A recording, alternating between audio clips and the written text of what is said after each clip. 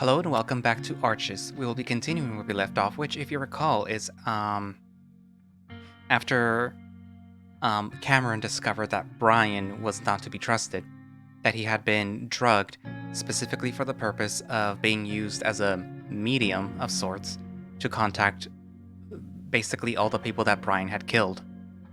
So, obviously, we, as well, the people that have played Echo or have watched Echo videos or whatever, know that Brian is a, a serial killer, I guess, or a murderer, and he just wasn't to be trusted to begin with. So now Cameron knows, and thankfully Devon is still alive.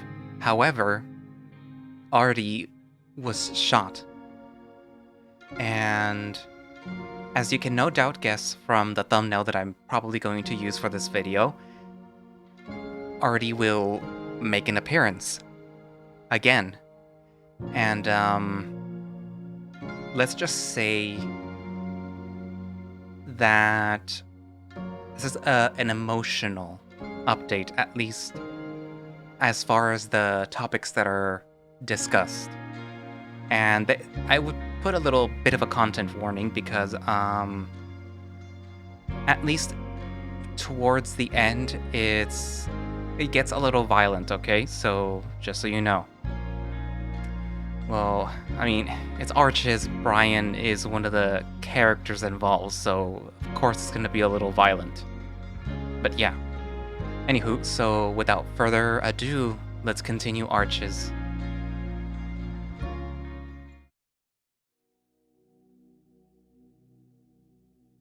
Cameron stays curled up on the floor with what feels like a long time. He had ultimately decided that he'd rather watch the harmless, pulsating arches dancing behind his eyelids, rather than the nightmare the trailer is becoming. Every minute or so, the reality of the situation hits the coyote, and a burst of whimpering gasps escape his muzzle for a few minutes before fading back to only whimpering. He would stay down there until his trip was over, but Brian ended up pulling him back to where he was sitting. At this point, the coyote doesn't fight the bear, going limp while his body is pulled along. For a minute, Brian tries to get him to sit in the chair, but eventually just gives up, dropping Cameron next to the table where he just lies on the floor. The coyote listens to the old bear moving around the trailer, though it's barely audible over his own gasping sobs. Eventually, those lumbering, shuffling footsteps come closer, and Cameron knows that the old bear is crouching next to him, though the coyote still doesn't open his eyes. "Listen, kid, since you ain't gonna calm down, you're gonna take some Zans, got it?" Cameron listens, but doesn't move, afraid to do anything. Then he flinches as a rough, calloused paw grabs up his chin, forcing his mouth open slightly.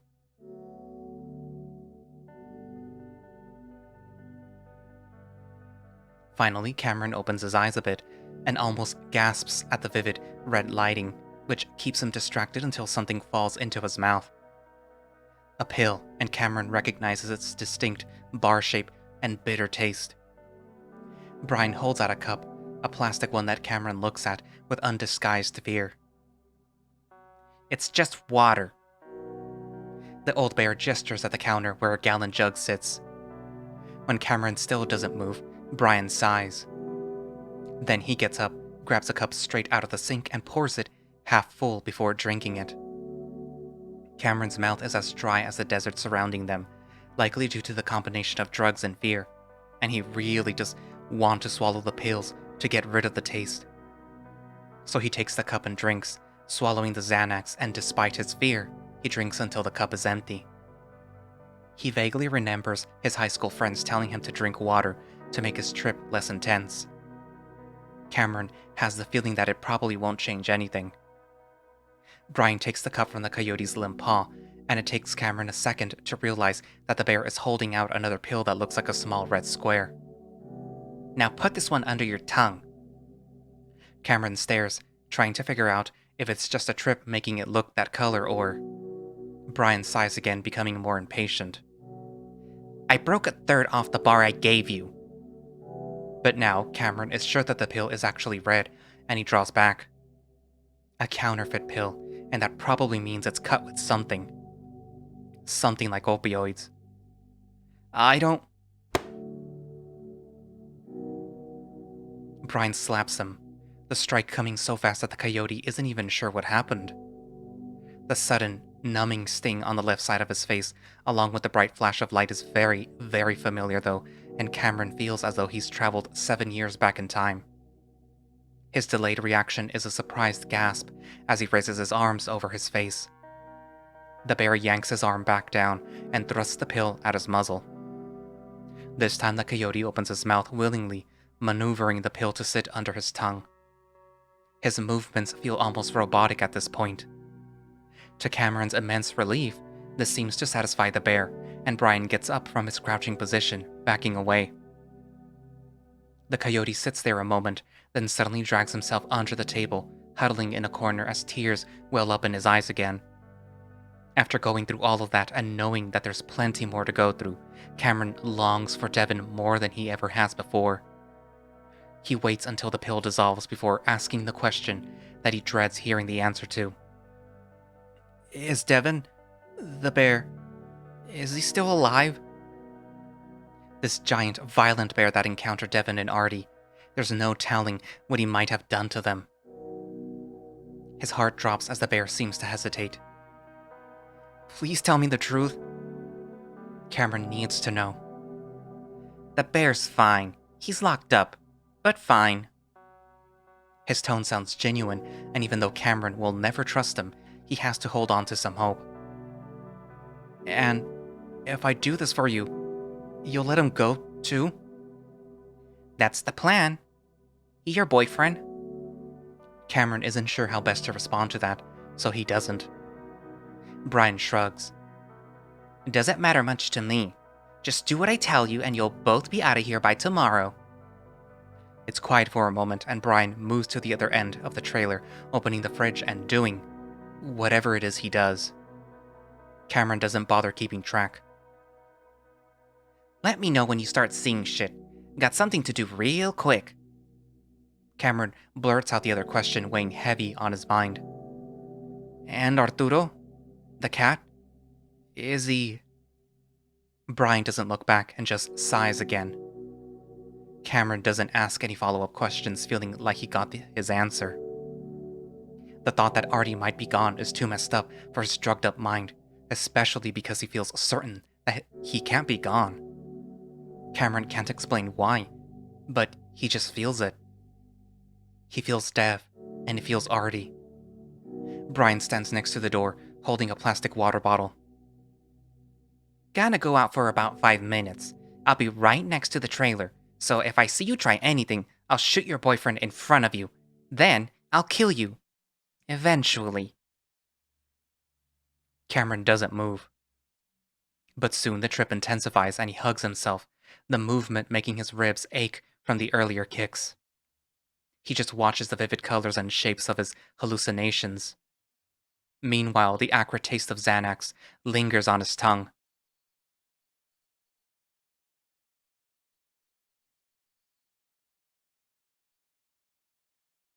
He hadn't felt any pain.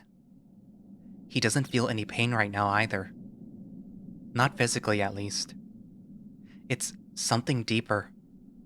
It's about who he used to be, and who he is now, and who he's about to become. Something profoundly terrible has happened, and it's changed everything. He knows that much at least. What he really wishes to know right now is who the hell he even is. He tries to think back to what he last remembers. Standing in front of everyone in the 2nd grade, his trembling paws holding his book report. He clears his throat, trying to figure out how to put his sentences together in advance. Speak up, Arturo. The whole class needs to hear you. Arturo. That's his name. Arturo Herrera. He opens his eyes.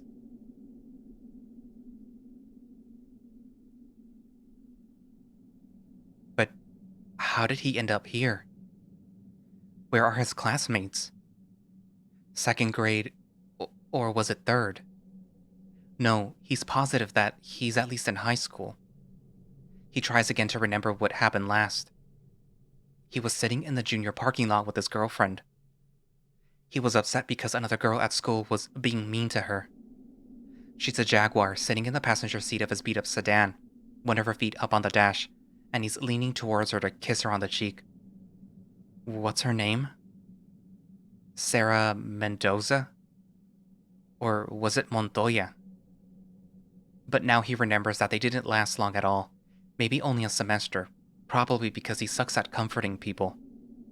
He does always say the wrong thing at the wrong time. But he still had several girlfriends after her, up until... Maria? His voice is so alien, so strange, it startles him a bit. What's even more strange is how hard it is to even say her name. He stutters, and he has to chew around the syllables like he's biting at the letters. As he does, he notices a sour taste in his mouth, and he can smell vomit. Looking at the forest floor in front of his face, and he sees a dried mess of what he's sure is the source of the smell. Bits of something orange and mushy, and chunks of what he recognizes as jerky. Things are starting to come together, but it takes a long time, maybe even an hour as he goes in and out of consciousness. Maria, Pueblo, Devon, psychology, graduation, behavioral tech, road trip, accident, echo. Cameron, THC cartridge, visions, ghosts, panic, bear, gunshot. Gunshot. He's been shot. It's only now that he realizes his current position, curled up on his side, arms folded up in front of his chest. He tries to move his arms, but like everything else he's trying to do, it's very difficult. His muscles feel unnervingly weak, and every time he moves, it comes with an uncontrollable twitching and trembling. Arturo stares at his paws, watching the tremors, trying to quell the panic. Finally, he slowly manages to sit up. Immediately, dizziness overtakes him, and he has to pause for several seconds before he's sure he's not going to fall back down. Once he's sitting up, his stomach turns and he dry heaves, and that's when he feels the pain. It's not terrible, but the deep cold throb at the back of his head feels very wrong. With a shaking paw, he reaches back and finally feels the damage. The fur is crusted and matted, becoming a bit damp as he gets closer to the source.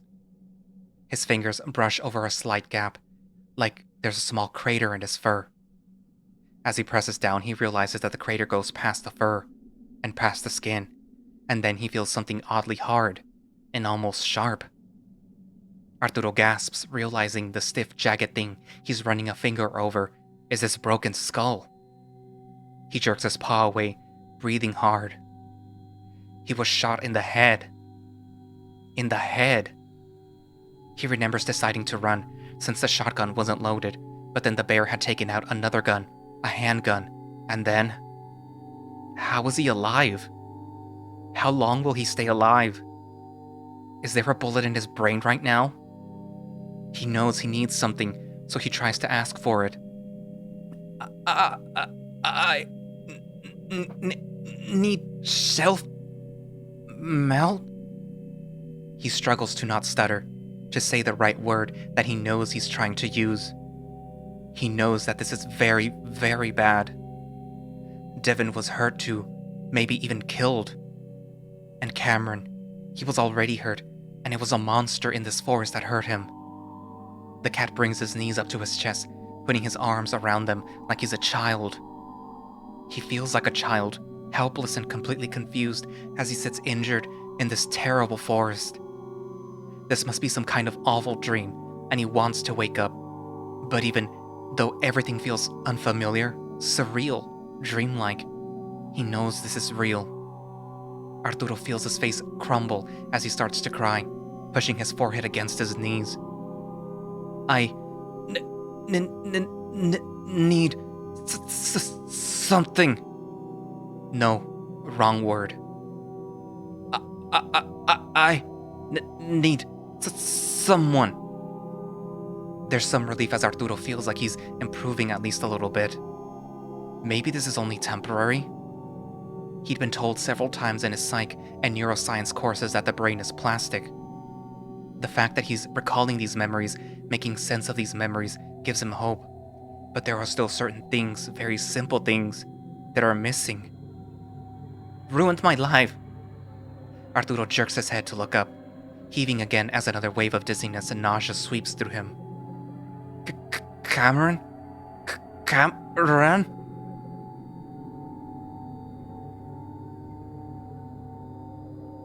He looks in the direction of the sound and sees a trailer, partially hidden behind tree trunks and bushes, about 30 feet away.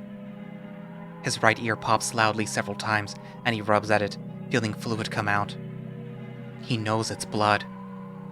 The cat slowly begins to stand up and immediately gets a terrible shock as he realizes the weakness he'd felt in his arms is also in his legs. He struggles and stumbles his way to the tree, trying not to panic again, before finally leaning up against it. Miko! I can't breathe!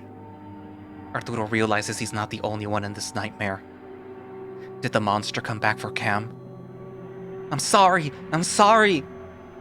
Arturo starts moving towards the trailer before it dawns on his shattered, bewildered mind that he's looking at the bear's trailer. The one that shot him, and he must have Cameron in there. Devon! Help me! Devon! Devon! Arturo flinches back at the sound, and his fur bristles out along his spine, eyes wide as Cameron's screaming echoes throughout the forest. The cat looks around helplessly, hoping that Devon does come to help.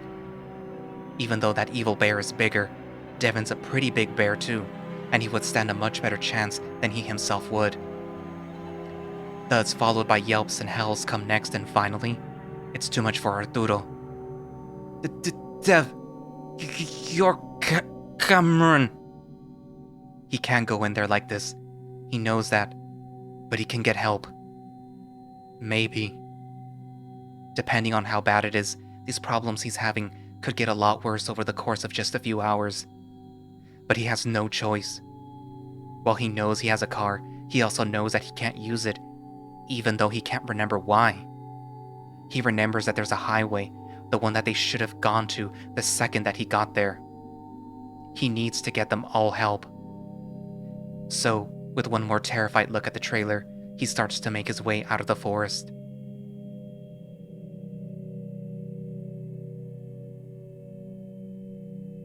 At first, Arturo is filled with a sense of hopelessness as he finds out how hard it is to walk, with his right side being almost limp. It feels like half of his muscles have just wasted away.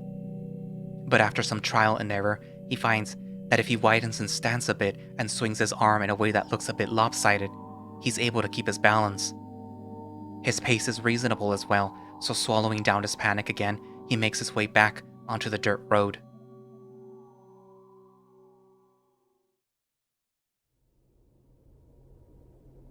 Even through his disbelief of the situation, and even though he's terrified for Cameron and Devon, he feels something deep down that's even worse.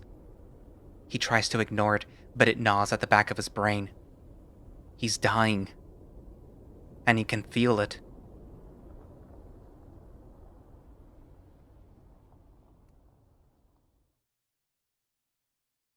Devon struggles with his handcuffs, trying to get the chain into the position that he wants. He pulls his paws up until the chain is taut, then moves slowly in a circle around the bolt until the chain twists on itself. That was the easy part, and based on the tension he felt being put on the chain links, he had been feeling pretty confident. But then he'd spent what feels like the last hour trying to actually put enough force and weight into the motion so that the chain would break. While the twisted chain is taking most of the pressure off his own wrist, it still hurts. Devon can see through his fur that he's already starting to bleed from his wrists, and the fur is coming off in small tufts with each failed twist and jerk. Come on, damn it, please! After another failed heave, Devon slumps with his paws pressed to the floor of the van, gasping and sweating. A wave of dizziness comes over him, and he ends up pressing his face to the metal floor. Please help me. Devon half-heartedly prays just in case that there is something above all of this. Footsteps. Devon scrambles to twist back around and step over the anchoring bolt so that his paws are behind him again, sitting up to face the back door of the van. It opens, and Devon finds himself staring at the bear that did this to him. Even though he doesn't want Cameron anywhere near this man, seeing that the coyote isn't there with Brian sends panic through the younger bear. What do you want? Where is Cameron? Please! Shut it! Devon watches with dread as he sees the huge bear holding the water bottle. Please, just tell me what you want. I will give it to you. Just let me see him. His teeth snap together, and the next thing that the bear knows is that his head is resting against the metal cage partition that separates the back of the van from the seats. Dazed, his chin is on his chest, his arms under his back, forcing him to arch his chest and stomach towards the van's roof. Then Brian is on him, pressing the bottle to his lips. Dazed from the punch, Devon can only mumble in protest. No, no! Devon sees the look in the other bear's eyes, and he knows that eventually he's going to have to drink from the bottle again. Feeling completely defeated, Devon can only plead with the man. Wait, just wait. Just tell me what you want. Is he okay? Boy, you're really starting to piss me off. If you don't do what the fuck I tell you... Brian grabs Devon's chest fur in both paws and hauls him up so that he's sitting in a more upright position. I'm gonna take it out on your little cocksock yote. You understand me? Now shut up! But Devon can't shut up. He's half convinced that Cameron is already dead. Please just let me see him so I know he's okay. Alright, I was gonna say that you already earned him one good hit. Now it's 2. You wanna add a 3rd? Devon just stares. Of course he knows that Brian doesn't need an excuse, that if he really wants to hurt Cameron, he can. Because there's nothing Devon can do. He can only do what the older bear tells him to do, so he opens his mouth. Slowly, Brian pours the slightly bitter water into his mouth, and Devon drinks. Even though his body wants to keep drinking, Devon starts to pull back after only a few swallows, as if he's had enough and doesn't even suspect that the water is drugged. But Brian pushes the bottle hard enough that Devon's lips are painfully mashed between the plastic and his own teeth, and he's forced to keep drinking. Even when he lets a tiny bit dribble out from the corner of his mouth, Brian growls more threats at him. Eventually the water is gone and Devon hangs his head in defeat as Brian pulls back, backing out of the van. Devon squeezes his eyes shut, wishing this fucking bear would just tell him what's happening, what he's doing to Cameron, why he's keeping him alive. But the younger bear is too afraid to talk, too afraid of what Brian might do, and without another word, the van door slams shut.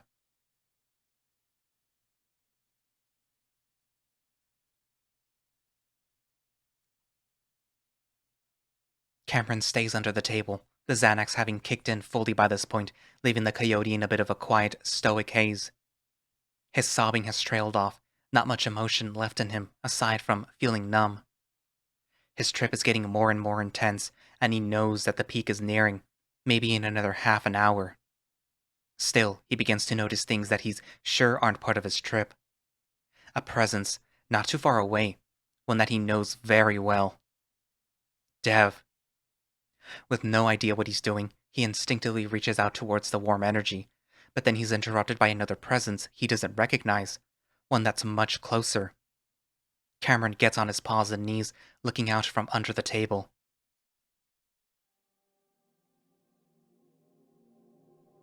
This vision is definitely different than anything he's experienced before. Unlike the dream-like, reality-altering psilocybin, the vision he's entered has a clarity to it, like he's not even tripping at all. The figure of someone appears before him, and Cameron knows everything immediately.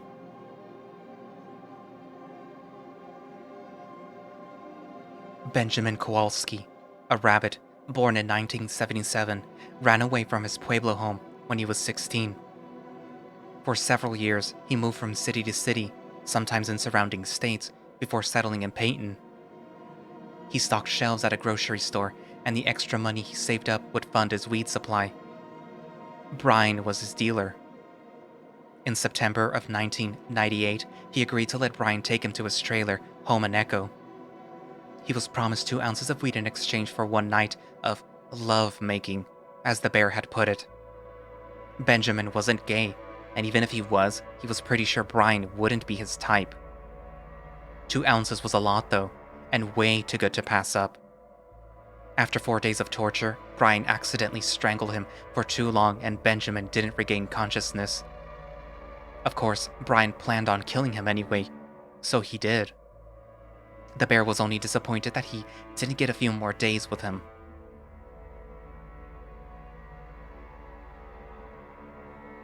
Timothy Esposito was a skunk born in 1985 in a decaying industrial Midwestern city.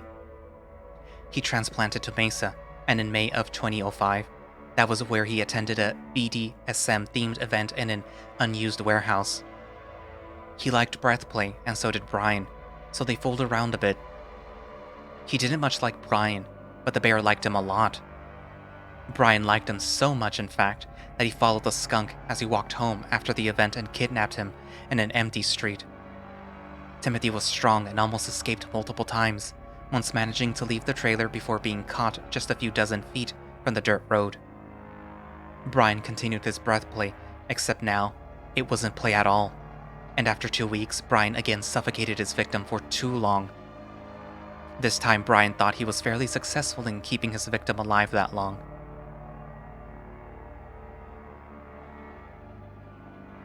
Daniel Gallegos was a ferret born in 1996. He was from the Sonoran capital, but was staying with family in Mill City to work a summer job. He was saving up money for his university tuition. In August of 2014, days before he was meant to head back to Sonora, he met Brian outside a club before being kidnapped and driven to Echo. Brian was able to keep him for an entire month, and even though a few of Brian's customers had seen him tied to the torture rack, no one said a thing. Eventually, Brian seemed to decide he'd gotten all that he could out of the ferret, and he bludgeoned Daniel to death with an old tire iron, just because he wanted to try something different. The bear couldn't believe how long it took, how hard he had to hit the kid before he finally stopped moving. Cameron! Cameron is jolted back to reality as he's yanked up by his shirt, so he's not even touching the floor. Brian's paw holds up the front of his shirt while shaking him violently. What? What is it? Cameron kicks around to try and get his feet on solid ground again. Despite being almost overwhelmed by the numbing calm of Xanax, it's not enough to stop the primal fear Cameron has of this bear. Especially not after seeing the horrors he committed on those men. What he'd just seen was condensed, distilled into an easy-to-follow series of events, but all the while, he'd absorbed all the tiny details too. He knows Brian promised these men many things, that he'd only keep them for 1, 2, 3 more days before letting them go. That if they'd just be a little more quiet, he'd let them go. But Cameron knows none of those promises were kept. The visions had been so real that to Cameron, it felt like he'd been there for everything they went through. Luckily, he hadn't felt anything, but it was as if he was in the room with them. This room. Brian seems to gain some control over himself and lets go of the coyote. Cameron isn't able to stand with his weak, shaking legs and sits down heavily on the ground, looking up at the looming bear. Kept calling your name and you wouldn't answer. I told you to let me know if the visions were starting. I couldn't. Brian waits, looking more impatient the more Cameron stammers, which only makes him stammer more. I swear to fucking God, why do all of you become whimpering little dipshits the second that I lose my cool for like a second? He reaches down and Cameron cringes as he's yanked up to his feet again. It's clear that Brian wants him to keep standing this time, so he does, steadying himself against the table behind him. Quit that crying! He does his best to stop, but the sobs keep coming. Brian, the visions, the people he just felt, it's not an easy thing to just shrug off. I said to quit, not be quieter. Cameron's mouth dries up even more, his tongue now sandpaper against the roof of his mouth as fear helps shock him into a statue-like state. Cameron knows he owes a lot to the sedative right now. Without it, he wouldn't be able to stop and Brian might kill him. That's better, but faster next time. Got it? Okay. Cameron opens his mouth to answer, but finds himself yanked forward suddenly, only to come to a horrible, jarring stop as the bear slams his knee into the coyote's torso. Cameron watches the luminous arches writhe about, convulsing, almost like they're mirroring the coyote's inner turmoil. The knee is so big compared to himself that it seems to cover most of his chest and stomach. You can thank your boyfriend for that one. He still earned you one more. Brian finally pulls back, and Cameron crumbles to the ground, unable to process what Brian is saying, not that he'd be able to understand it anyway. The coyote lets out a guttural groan over and over again. Hmm? What's that you're saying? Brian taunts him from above, and Cameron responds with a whooping gasp, pressing his face into the floor in agony. I asked you a fucking question! Cameron is lifted into the air again, feeling his feet kick around for purchase on the ground as he once again dangles from his shirt, the fabric stretching to the point that Cameron can hear the threads popping in his collar. Cameron cracks open an eye and sees Brian drawing back a huge paw, and Cameron manages to choke out a few words with the tiny amount of air he's gathered into his collapsed lungs. No, nothing. Cameron wheezes out loudly between the words, knowing that this is exactly what Brian likes, but how can he stop himself? He's not even sure if stopping himself will help. Maybe that will only trigger Brian into hurting him more. But to Cameron's relief, the bear pauses, then slowly drops his fist. Cameron sees the wild look in Brian's eyes gradually leave as he stares at the gasping coyote in his grasp. Good. Guess I'll save the other one for later then.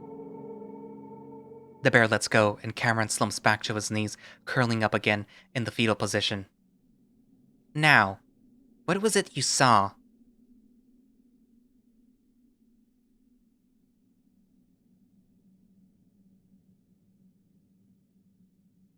He didn't feel any pain. But now he does. Speak up, Arturo. The whole class needs to hear you. He's in front of 20 curious, attentive eyes while his paws shake, almost making his paper rattle. He's had less than a year to learn a new language, and now they expect him to give an entire book report. He'd give anything to be in his room, gaming on his brand new PlayStation 2, but first, he has to figure out how to survive these next 5 minutes. He's playing his PlayStation 4 in his dorm room when Maria walks in. Hey, beautiful. You able to get some sleep? He doesn't look up from his game. Oh, you sure know my overflow toe. That makes him look up. Huh? She looks confused, frustrated. Born and sworn and to mourn and forlorn? He puts down the controller and stands up. Baby, what? Arturo installs a lock on the medicine cabinet. He helps her eat healthy. He helps make sure that she goes to bed at the right time. Maria once cried and told him that she wasn't worth it, that he should find someone that isn't an unpredictable mess. He told her that she was definitely worth it, and that they just need to be prepared.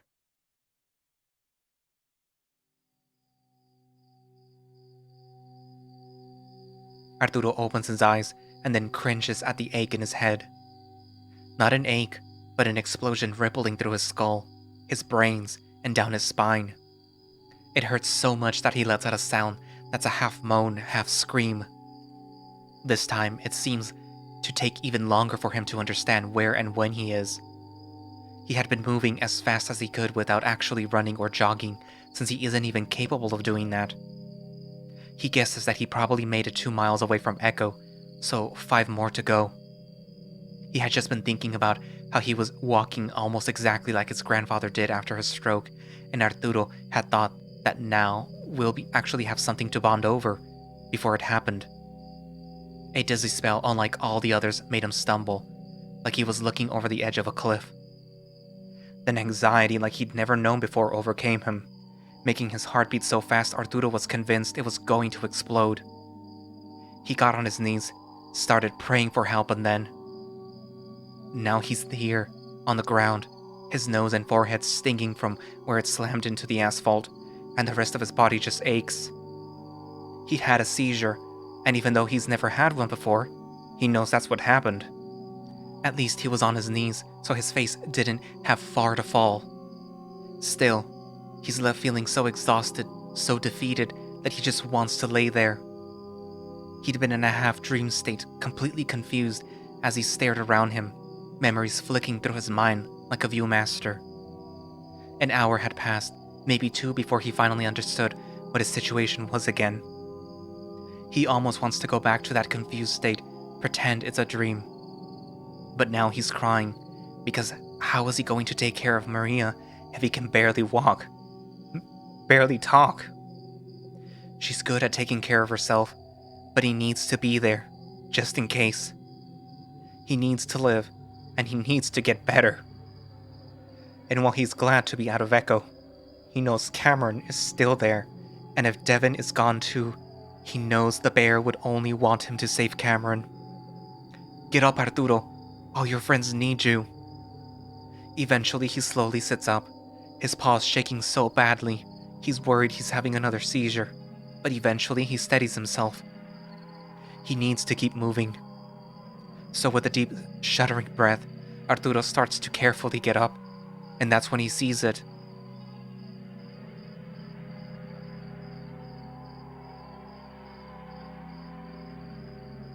It stares, and Arturo just stares back silently. In that moment, he's sure that he actually did die. That what he assumed was a seizure was really just the end. And now this thing, this embodiment of death, is here to take him. Instead of moving towards him though, or really acknowledging him in any way, it doesn't move at all. Arturo notices something out of the corner of his eye, and though it's distant, he sees lights. Headlights. Multiple headlights moving in both directions on the landscape. The highway.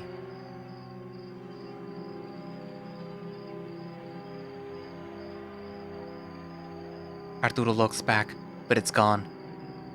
With nothing else to do, he starts to get up.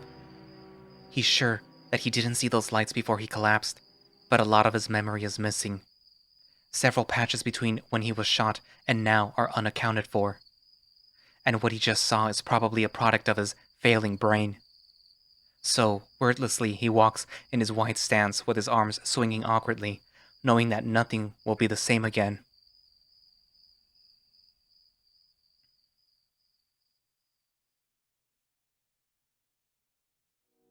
After telling Brian everything that he can remember, the bear seems satisfied. Did you try and talk to them? No, I didn't have time. Brian waves away the coyote's excuse. Just do it next time. I won't interrupt you. Cameron wants to tell the bear that he's not even sure that he can talk to them. Because after all this time, he's starting to think that he shouldn't even be able to. He can see what's happened in the past, maybe even see what might happen in the future, but that's it. He only sees a record, but if they acknowledge him, communicate with him, then that's something that he doesn't want anything to do with. Devon had said that he doesn't believe in demons, but that's what Cameron thinks they are. All of these unexplained forces that haunt and torment the living. It's all demons. Brian disappears again, and because he doesn't grab the coyote, Cameron assumes he isn't meant to follow him. A minute or two later, Cameron hears a loud snorting sound, and he flinches. Then it happens again, and Cameron looks over to see Brian leaning over the counter, head low. Combined with the sound and posture, the coyote knows that the bear is definitely snorting something. He'd been in a similar position many times in his past. Either way, he's not about to ask the bear what he's snorting. He can only hope that it's something that knocks Brian out, or at least slows him down. After sniffing and dabbing at his nostrils, the bear returns to Cameron's side. Well, let's go outside to a spot that I think you'll get better reception or whatever. Before Cameron can fully comprehend what Brian just said, he finds himself being forced over the huge bear's shoulder before being lifted into a fireman's carry. Cameron closes his eyes, clutching into the fur of Brian's back as the bear lumbers heavily around, listening to the sounds of a screen door swinging open, then shut. He can sense that they're outside, the air warm from the lingering heat of the day. Then he finds his feet coming into contact with the ground.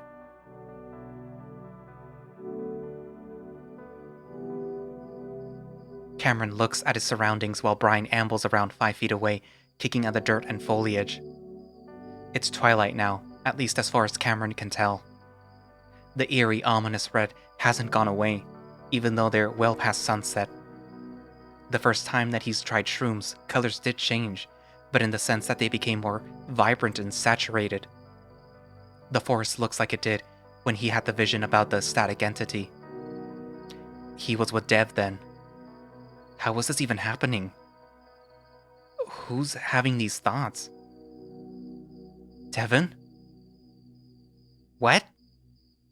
Cameron jolts back to the present, even though it's not the present, because time has stopped existing and this is just a moment in a never-ending series of moments. Is time always happening at once? Brian is still looking at him with a piercing gaze, and his fur is once again writhing about on his body, as if it's come back to life. Sorry, I'm having a hard time concentrating.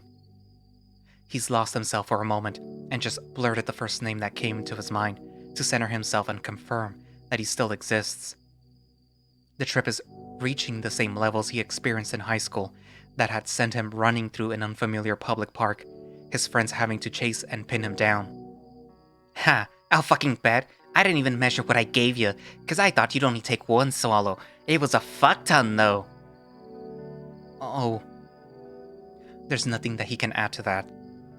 It's scary, but it's the way Brian is acting that's really scaring him. Whatever he took is very obviously kicking in, and it's definitely not calming him down.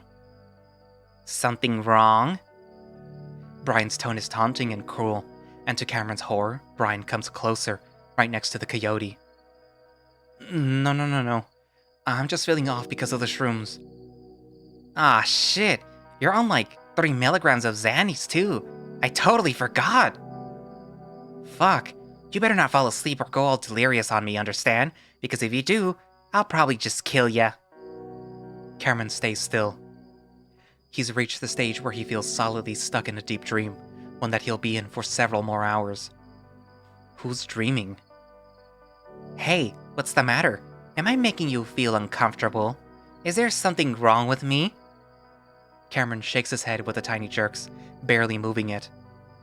I asked a fucking question! I'm noticing you're on something, that's all. Well, no shit, kid. You think I was blowing my nose in there or something? Well, I was thinking maybe we were going to see things together, and you take a downer, but it looks like you're on an upper. Why would I want to see that shit when I got you? I don't like the ones out here. That's why I took it. Wanna guess what I'm on? Cameron doesn't, but now that he knows cowering isn't going to help him, he plays along. Maybe cocaine? Adderall? You fucking kidding me, kid? Adderall? Do I look like a college brat trying to pull an all-nighter? Shit's like a cup of coffee to me. Cameron doesn't say anything, but Brian keeps quiet, like he's waiting for the next guess. Meth? Too expensive, but close enough. It's methadone. Okay.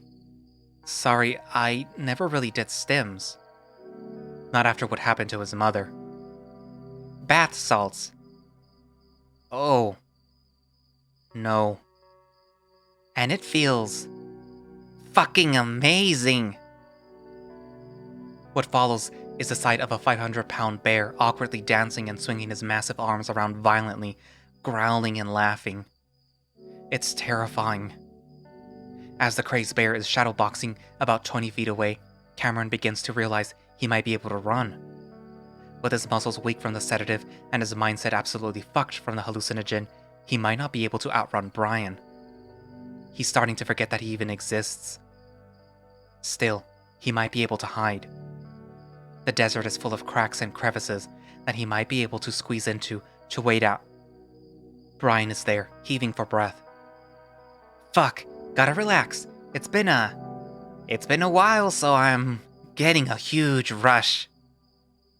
Gotta, remember, phew. I ain't so young as I used to be. My heart's probably gonna give out any day now. Please let your heart give out. Please just die and let this nightmare, this decades-long nightmare you've created end. Way too much. Anyway, It's making me forget what we're even doing. Remind me again, little buddy. Brian smiles at the young coyote and Cameron takes that as his cue to smile back. If Cameron is remembering correctly, stimulants make people more empathetic, and he hopes that he can tap into that. I'm gonna help you calm down some spirits. Cameron wants to say, and then you'll let me go, but Brian doesn't keep promises, and bringing it up might only trigger him to do more terrible things. That, and now they're outside. Cameron is sure that he can feel Devon's presence alive, but hurt, and the coyote is desperately trying to figure out what to do next. But Brian seems to know exactly what's on Cameron's mind. What about your bear? Maybe I was just getting the wrong vibes, but I thought he's your boyfriend. Of course, that's why I'm doing this. Oh fuck, I totally forgot to tell you that he overheated in the van, got distracted with you, and left him in there for too long. A few seconds pass, during which Cameron's mind is telling him 10 different ways to react. Cameron knows for a fact that Devon's alive. But shouldn't he act terrified to satisfy the bear? Brian interrupts with a giggle. Nah, he's fine. Just wanted to make sure that the feelings between the two of you are mutual. Your face said it all. Brian laughs again and even lets out a high-pitched whoop that echoes around the quiet forest. Not knowing what else to do, Cameron does his best to go along with Brian's game and forces a laugh. Holy shit, you really got me there. I thought my heart was about to give out. Damn, you're cute. Cutest little yote I've ever seen. Oh, thanks. But you know drugs, they make everything seem better. I think I'm more on the ugly side of things, if I'm being honest. I mean, I haven't showered in a while either. Cameron pretends to self-consciously smooth over his fat fur. Nah, you were cute before I amped up. Also, I've had guys shit themselves either because they were scared or they thought it would stop me doing what I did. It didn't, because this shit I'm on makes me horny as fuck. So not only do you look cute, it is cute, thinking that it might help ya. Of course. Cameron saw the torture Brian inflicted, and the bear had to be drugged up whenever he was doing it. Cameron can especially remember Daniel's experience and his thoughts. 10, 15, sometimes even 20 hours of non-stop physical and mental torture, and it would go on and on and on, and wouldn't stop until the bear's exhausted body would pass out. Then he would sleep for an entire day, sometimes longer before the process would begin again. But luckily for you, we got more important things to do. Come stand here next to me. Okay, I'm gonna help you. Cameron tries to make it sound like he's on the bear's side. Who's thinking these thoughts? But as Cameron moves to stand beside Brian, it finally seems to sink in that Brian is going to kill him. Not because it's obvious, but because he's starting to pick up on the bear's thoughts. He's reading his mind. He thinks he murdered Artie, but he didn't. For whatever reason, either because he's outside or because he's spacing out even more, he's certain of that. He'd never been close friends with the cat, but Cameron had gotten to know him, and that feeling, that amalgamation of a person that is Artie, is still out there. Cameron mentally reaches out to the cat, but it's so far, so distant that something is wrong with Artie. His amalgamation is missing some parts. Devon is still full and nearby, and it shines like a beacon in the darkness of the barren desert.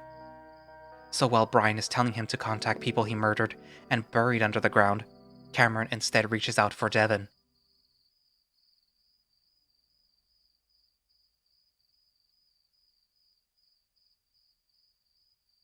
A few minutes after Brian left, Devon became frantic. Even though he knows it won't help, it will only make things worse. The instinctual part of his brain overwhelms everything. With low, bearish grunts and growls, he yanks and pulls and lunges with all his weight, just trying to get something other than his own wrist to break. He'd already contemplated dislocating or even breaking his thumbs to pull his paws out of the cuffs, like he'd seen characters do in some movies. But just by looking at the metal, he can tell that they're too well fitted for that to do any good. He could gnaw his thumbs off and he'd still be stuck.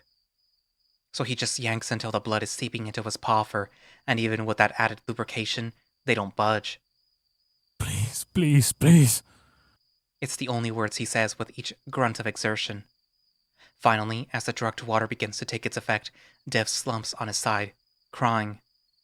He sobs harder than he ever has in his adult life. Cameron, I'm so sorry. Cameron, please. He killed them, all because he needed to find out. Turns out, he will find out, because they're going to die. How could he do this to Cameron? How could he be so stupid, naive, inconsiderate, selfish? In a flash of rage and desperation, Devon viciously gnaws at his right forearm, snarling. Again, he knows it's senseless, pointless, detrimental, but the self-loathing is all-consuming and mostly he just wants to punish himself. After several seconds, he stops, and after blinking away the blur of tears, he sees that while some fur is missing, he barely broke the skin. Devon lets out a hopeless, despairing laugh, even while tears stream down his face. The metal enclosure makes the laugh sound loud and hollow, and that's when Devon stops as he realizes how unhinged he sounds, how he shouldn't be acting like this. He doesn't have a right to break down. His friend is dead, and his best friend. Devon knows he needs to do everything he can to get out. The next time Brian is within reach, he's going to do everything he can to make sure he dies. He'll rip his throat out. But while the fire is rekindled in his chest, he can't fight whatever drug the bear gave him. Devon suspects that it's making him a bit delirious too. Either way, it's powerful, and Devon knows he probably won't be able to do much for another hour or two, so he lays down, trying to keep his ears open so that he can be ready for the old bear if he comes back. If Cameron dies, it doesn't matter if I escape. I won't be able to live with that. Maddie! Maddie! Mateo! Huh? No one's used his second name since. Why couldn't you just watch her?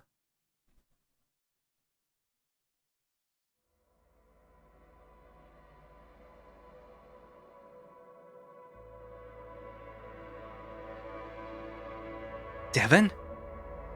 Devon stays curled up because he knows he imagined that, or his brain is playing tricks on him, or... Devon!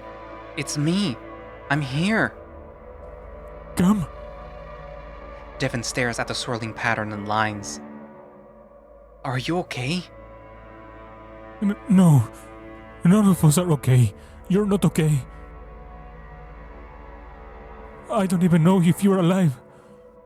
Devon tries to move towards Cameron, but he stays at a constant 10 feet away, no matter how hard the bear tries to get to him. Devon, I am real. Cameron carefully enunciates each of those words.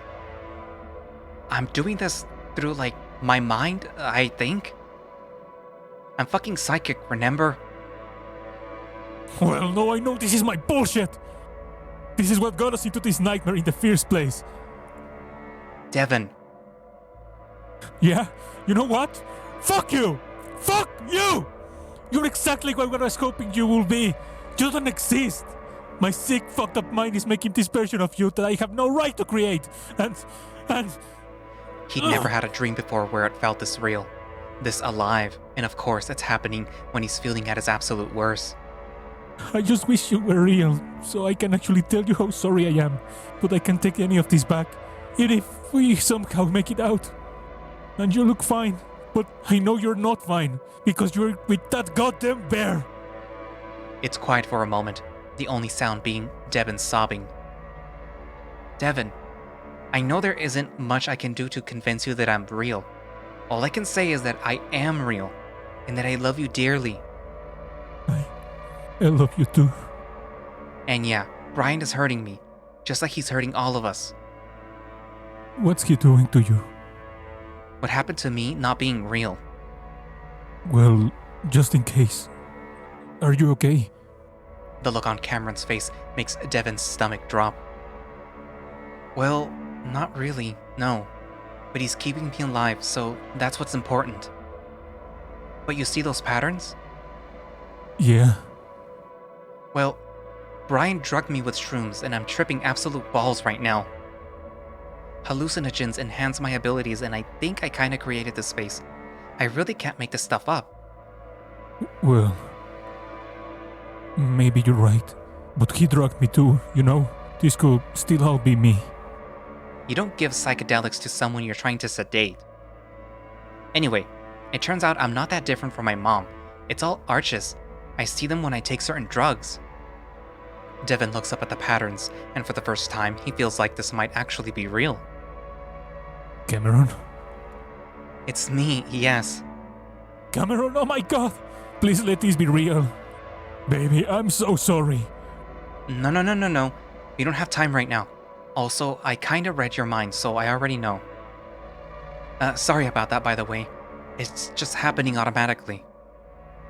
But I can sense Brian's thoughts too, and I now know where you are, where the van is, that you're in a set of handcuffs, and I know where the keys are. I'll get you out somehow. Cameron, honey, please. Don't do anything that might get you hurt, please. Devon sees Cameron's lips tremble. Devon, you know I can't promise that in this situation. Neither of us can, but we're doing this together. Cameron! Shit. Brian? Is he there with you? I'm gonna be fine, but I gotta go. I love you. Cameron! No, damn it! Please! He crumbles into the darkness, feeling helpless. He should be there with Cameron, not here, sleeping and doing nothing. We're doing this together. With a great deal of effort, Devon smothers the frustration and terror, knowing that he should have some faith in his boyfriend. If Cameron thinks that he can do this, then Devon realizes that he has to believe him. He just wishes that he could fully believe what just happened is real, even though Cameron had convinced him at the moment. So he continues to rest, waiting to see if his coyote comes to free him, and hopefully then he can finally get his claws on Brian. Let's kill the hoe! Bitch! You've been standing there for a good 10 minutes. So, what did you see? Well, I'm having trouble because they won't talk to me. Oh? And why's that? I think it's because you're here, and they're scared of you. Maybe if you... Cameron screams, clawing and clutching at the huge fist on his ear, Brian twisting it viciously before lifting up, so that Cameron's feet actually lift off the ground. He didn't know if it was possible to feel that much pain from his ears, even though he knows they're sensitive. Stop! You sneaky fucking faggot! He violently shakes Cameron, and the coyote twists his body, grabbing the bear's forearm and trying to get his legs lifted up and wrapped around the bear's bicep to lessen the pressure, but Brian won't allow it. You know you said everything out loud just now. What? You know exactly what. Cameron is slammed up against the trunk of the tree, the impact resonating through his body. Instantly, Brian's huge, rugged muzzle is right next to his own, snorting heavily. Cameron fights as best he can, but his feet are off the ground again, and he kicks and twists, but the grip is more powerful than anything he's felt before. He can actually feel his eyes bulge and his tongue stick out involuntarily, and once again, he finds himself drowning. In that moment, it isn't the crushing pressure on his neck or the horrid, rancid breath that's coming from the old bear that Cameron notices most.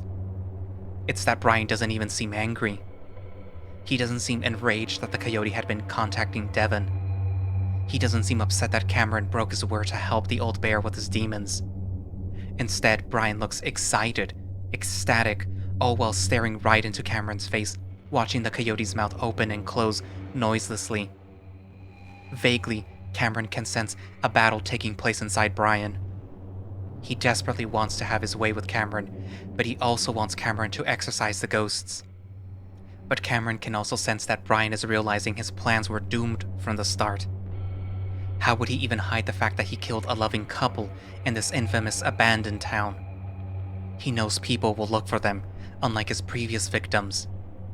The bear is deciding that they're all going to die. This is the end, and he'll end it with one final victim. It doesn't fucking matter. Brian hisses in Cameron's face. Something moves out of the corner of Cameron's eye, and he looks to see a somewhat familiar face. Its black, void-like features with swirling red eyes stare at him. It's watching him too, like it's just as fascinated as Brian. Cameron senses very little intention or emotion from this creature, but he finally realizes that its purpose in this forest is simple: record the terrible things that happen in it. Cameron is about to become one of his next recordings. The coyote's vision blurs and one paw drops to slip into Brian's pocket, disguising it as him trying to push the bear away. He feels and finds the single key that he knew would be there. God damn it, you're a fucking cute one, you know? Brian's voice trembles with cruel, passionate emotion and nuzzles the coyote. He squeezes harder and Cameron's eyes roll up, all while putting the key in his own pocket, but he's not sure it matters. Brian isn't letting up. As he fades into the darkness, Cameron feels a part of him die. The trip peaks and suddenly Cameron is everything at once. He's at a trailer home in the northwest. He's in a desert lake. He's at a broken road in the middle of nowhere. He's being hit by a van. He's a train cutting through the wilderness.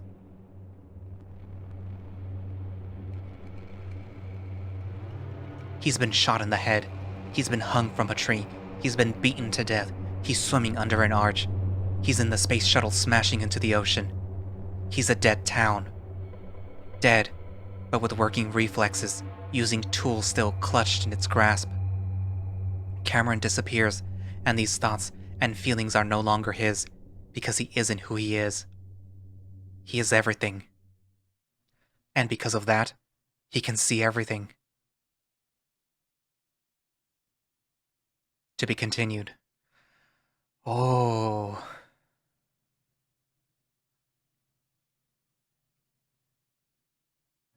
Okay, so...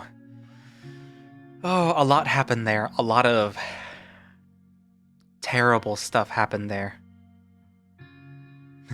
I think my dog wants to go downstairs already. But anyways, so very quick, so that I can get him downstairs. So yeah, Devon has decided that he's going to kill everyone. That his little charade of, I'll keep them alive, I'll keep them alive until I get what I want, it has just gone out the window, because even after he was done with them, meaning that, he killed them, people are gonna look for them still. And more so, they're gonna look for Devon because, he's part of a paranormal club that probably knows that he went to Echo. And then Maria probably knows that Artie also went to Echo.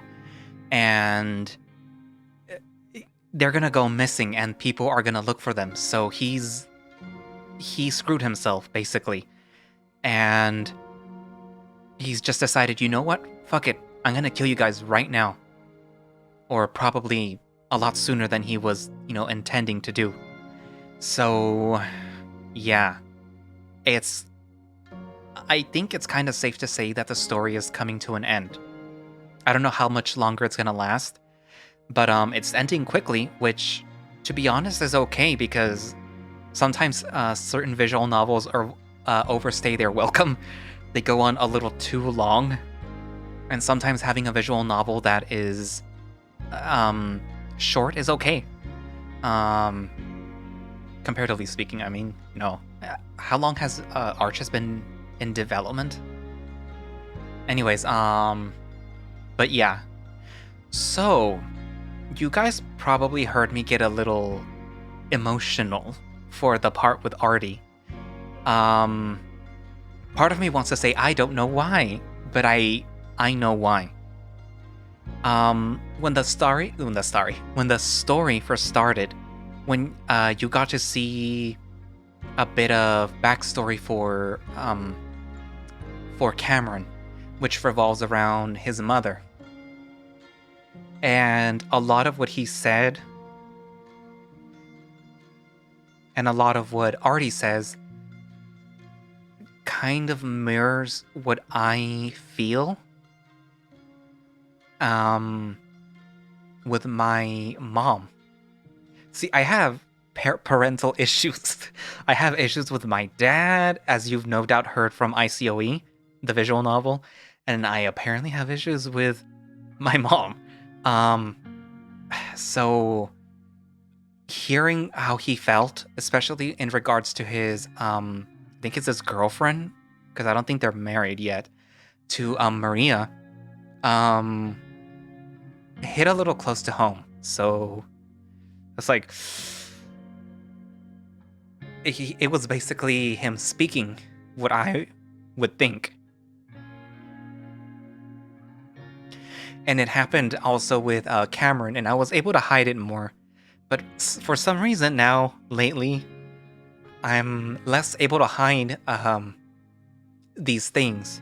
Like, I'll cry it out on my own without anybody hearing, and then I'll record or I'll do it on my own, and, I won't let anybody know that it affected me.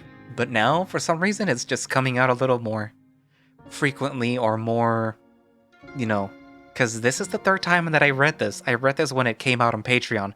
Then I read it out when it was released for public to see the new things that that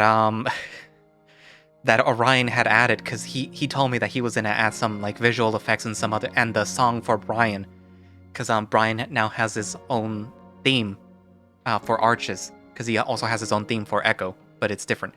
And so I wanted to see that before I recorded it, and I cried then. Well, yeah, I cried, and I cried. I almost cried now. So I'm sorry for getting a little unintelligible when I was reading Artie's lines, but they hit a little too close to home. So anyways, back to what was happening. So how do you think that the story is going to end? Do you think that Artie will make it? Because I really hope that he does. Even if he doesn't make it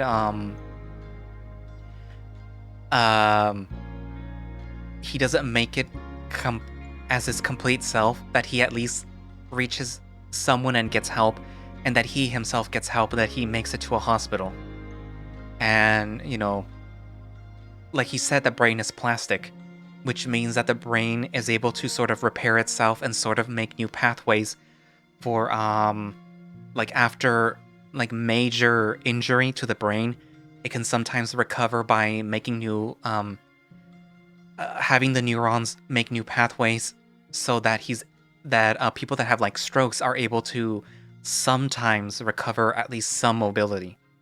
And while he isn't suffering a stroke, he's suffering a bullet wound in the brain, probably. Hopefully he's able to recover some. I'll be sad if any of the 3 guys die. If Cameron dies, I'll be sad, because I like Cameron. I see myself in Cameron, and I see my friend Bear and Devon, and, Artie. I really hope that they kill Brian. Or that, and obviously, somebody from Echo made a cameo. If you've watched Echo, then you know who that monster was that Artie saw. That would be Socket Face. And if you've already read Echo yourself, or watched my videos, or watched somebody else's videos, or even were spoiled by it, by somebody by Twitter or by, the internet, then you know who that monster is. And it's interesting to see him pop up when Artie, is trying to get to the highway, because it's kind of reminiscent of what happens in Echo during the height of the hysteria, the peak. So maybe it was a callback to that, or perhaps he's there for a reason. We'll just have to wait and see if that, even leads to anything. But yeah. But yeah, I really, really hope that they kill Brian viciously. Like, viciously.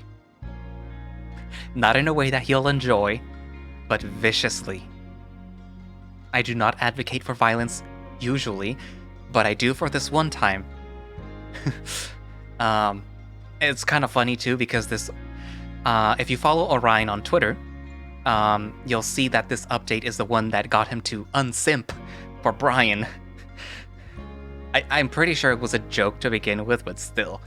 This is the one update that it's like, oh, fuck. But yeah. Anyways, write down in the comments what you thought of this update and how you think that this story will end. And yeah, we'll read them and we'll discuss them.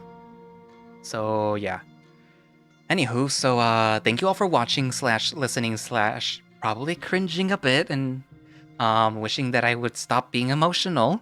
And if you'd like to play Arches yourself, so that you won't have to listen to me, you can find it over on Itch, and you can find a direct link to it from the Echo Project Twitter page, which will be linked down in the description. And if you would like to support the project, I will also link down for their Patreon, where you can, help support the Echo Project and all of the other Echo projects like the Intera and Glory Hounds, which you all liked from what I could see. And then any of their other future projects, which I'm pretty sure one of them is almost close to releasing, which is Know Your Role. And yeah. So yeah, I guess that's it, and I'll see you guys in the next videos. Bye-bye.